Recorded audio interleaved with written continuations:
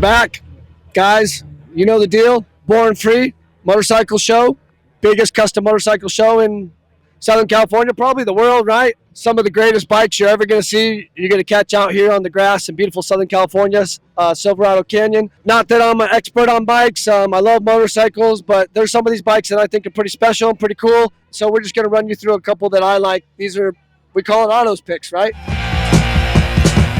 Okay, real quick. I put this bike on the Cycle Swap Instagram the other day. This is Michael Galley's 56 Panhead. He calls it a Pivo. What is a Pivo? A Pivo is a panhead lower end with Evolution cylinders and heads. This thing was originally started in 1994 by my friend Bill Grolke, who recently passed in October. He had given me the motor about a year and a half ago, and when I got invited, I figured that's a perfect opportunity to build it. So we kind of brought his project through to completion, and that's what a Pivo is. Panhead lower, Evo top. Man, this is a beautiful bike. I'm no motorcycle expert, but I see you've got a melding of old stuff and new stuff. Obviously, you mentioned the Panhead and the Evo mixed together, but like this is a control off a Honda, right? That's a Honda master cylinder.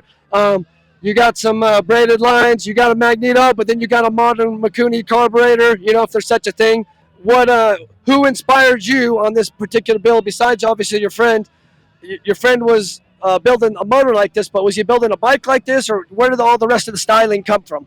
Well, so ultimately the motivation for building this bike and the inspiration came from, of course, Bill, but his friend, Big Don, Little Bruce up there in Campbell at Horsepower Express. These were all guys that were building bikes in the late 60s, early 70s, and kind of pioneered a lot of the Bay Area performance Harley-Davidson stuff by using Honda brakes, using unconventional stuff, Seriani front ends, Red Wings, Baiters, and putting them on the street and building bikes that were actually meant to perform instead of the stuff they were riding previously in the mid 60s. So they weren't biased. They said, man, if Honda makes a better brake, let's put it on our bike. If Cheriani is a better fork, let's put a Cheriani on it. Absolutely, and that was something they got punished for a little bit by friends, razzed a little bit. You're going to put Jap shit on a Harley? What the fuck is wrong with you, And they ended up proving them wrong. They go, no, it does work. And the proof was in the pudding. And, later, Harley-Davidson put dual disc brakes on bikes and stuff. And everybody goes, fuck, how can you live without it now? Yeah. And so the whole motivation behind this was to use parts from those guys, use the same parts that they were using, clean them up and put them together in a way that pays homage to them, but is also, completing this motor, and it's the next step to what those guys were doing, right?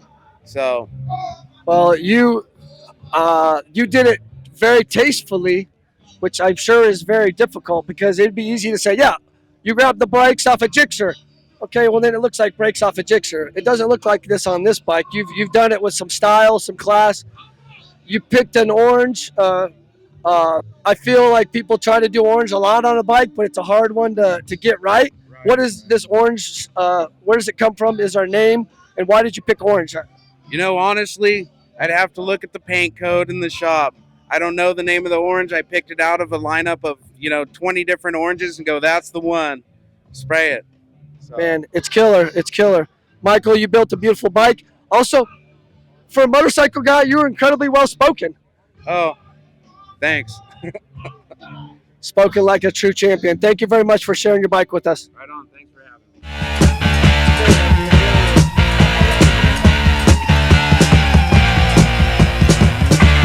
Russell Mitchell, XL Cycles. A lot of you kids weren't even born when Russell was on TV putting out these bikes. But I can tell you at the time when these bikes showed up, and it had a little bit of Swedish long bike style, but they were cleaned up, these bikes were groundbreaking. I also want to tell you this. In the motorcycle community, I've met a lot of my heroes, and I end up liking these guys more than before I knew them. That's not always going to be the case in a lot of different niches. I grew up skateboarding, BMXing. A lot of times you meet your heroes and you end up finding out they're dicks. Russell Mitchell might be the nicest guy to ever build a motorcycle. Am I right, Ed? So nice. Always remembers my name. He travels with a little dog. Anybody that travels with a little dog is usually a pretty safe guy, a pretty good guy. Russell, this is his brushed finish style, long, classy. He likes to stick with the modern power plant, something that's going to be reliable. He doesn't let the motor steal away from the style of his bike, and I always respected Russell for that. You know, a lot of these guys, they build these bikes, oh, it's got a knucklehead, it's got to be cool, it's got a fucking knucklehead. Man, just having a knucklehead doesn't make it cool, you know. Cole Foster was building bikes with Evos in them for years and years and years. Evo's arguably the nerdiest power plant ever built, but it was Cole's style and his dedication to his craft that made those bikes cool. Russell is in the same vein as Cole. He's just got his style. He's not afraid to run with it. He's a confident motorcycle builder, and because of that, he turns out beautiful, timeless motorcycles. Russell, wherever you are, thanks again for sharing this. It's a new build, by the way, and it's beautiful. He calls it Jessica.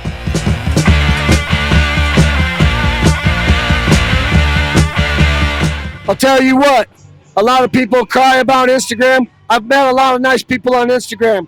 One of the nicest and classiest dudes I ever met was Big Joe, Live Free Cycles. I haven't seen Big Joe in a minute, but he's at Born Free this year. He put together a beautiful Indian chopper, and this thing just oozes class. Look at these wheels.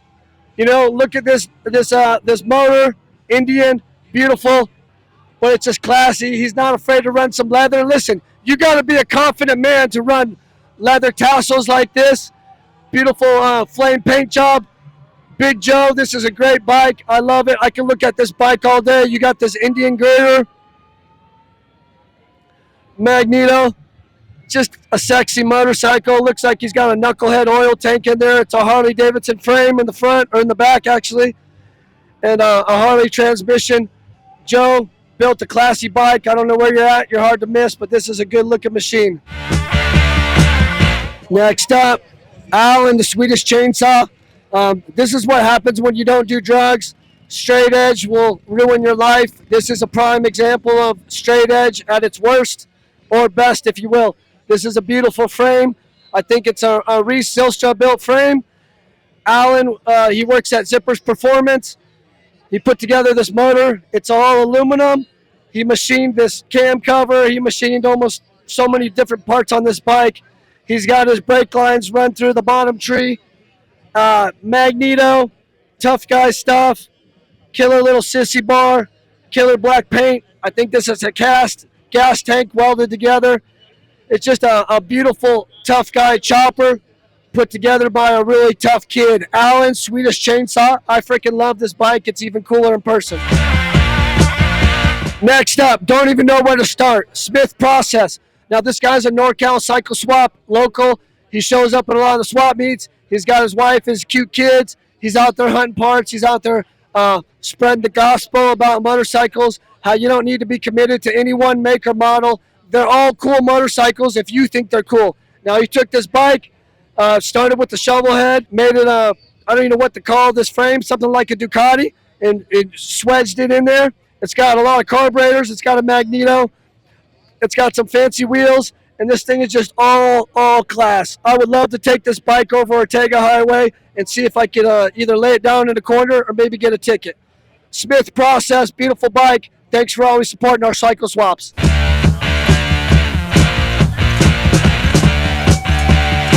We're going to finish up with a guy I'm proud to call a friend. I've known him almost 20 years. Goes back to the early days of the Long Beach Cycle Swap Meet. Slim's Fabrication. In the early days of Long Beach Cycle Swap, Slim would show up in a chopped van with a 440, I believe, in the back with the V-drive, running a Caselli V-drive to the rear end of his van. This van, we used to do wheelies, and he would drive it from Redlands to Long Beach. That's about 100 miles, two ways. It'd be early in the morning. It would be freezing. On the way home, it'd be hot as fuck, and Slim would drive his van.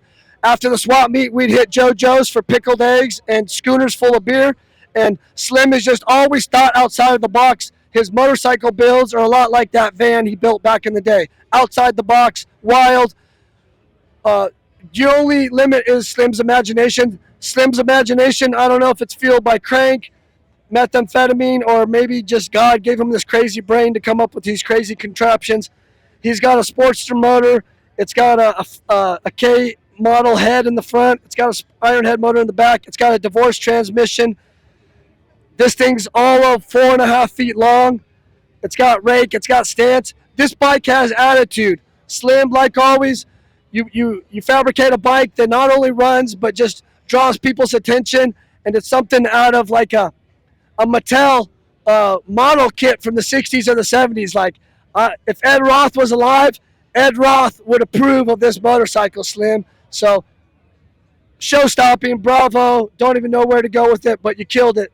You killed it, Slim. You always kill it. I love you.